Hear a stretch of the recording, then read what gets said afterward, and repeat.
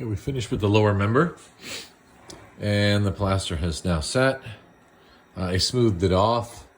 I think it's imperative to make sure you don't have any plaster on top of the model. Try to display the interface between the base of the model and the mounting. This is going to make it easier to dismount the master model from the articulation, especially on the maxilla, since we'll be needing to take that off to do some processing. As you can see, halfway point, the midline, and you can see that the models are pretty parallel to the upper member. And I just did that by eye.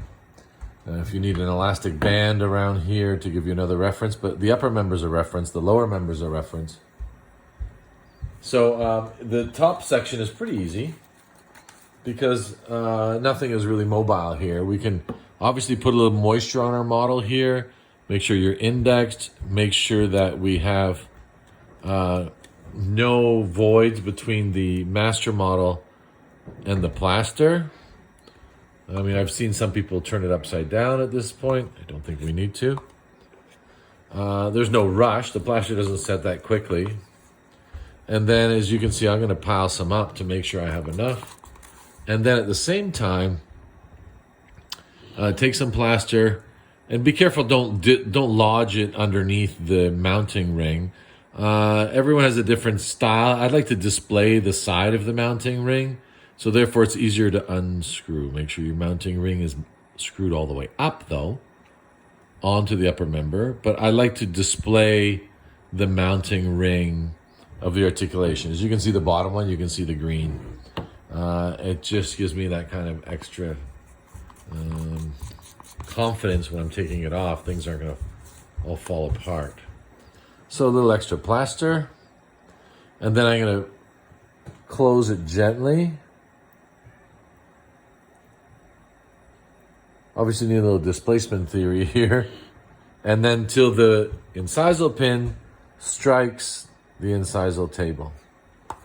And the same exercise here. Take off the excess. And as it's setting, add or subtract or make it nice and neat. Display the interface of the model and plaster. Display the interface of the model and plaster. So I want to see the divisive line here between the plaster and the master model. At the same time, I'm going to display a little bit of the green of my mounting ring. And as it's setting, I'll clean that off. I just want to make sure I have enough and no voids. I'm bringing my spatula around here, kind of squeezing it up, almost like decorating a cake, so to speak, if anyone has any bakery skills. And then the more you play around with this, it's just going to get... I'll use my finger, which is probably a no-no, but I find it... I can't help myself. And that just kind of took the plaster off the green plate. Ooh, be careful, no vibration. I see a little, tiny little void occurred as I banged it. So I'm going to go back and I'm going to patch that up.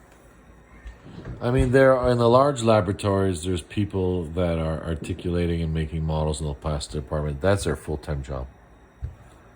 So this is a career, so to speak, making models, dies, articulating, investing. And usually the beginner or the starter or the novice or the apprentice will spend much time in the plaster department developing their skills. So don't think it's avoidable. Frustrating at first, but with a little practice, just like our models, everything will be fine. And again, I'm playing around with it, which is probably making it worse. So let's just wait till it sets up a bit, and then I can clean off the articulation.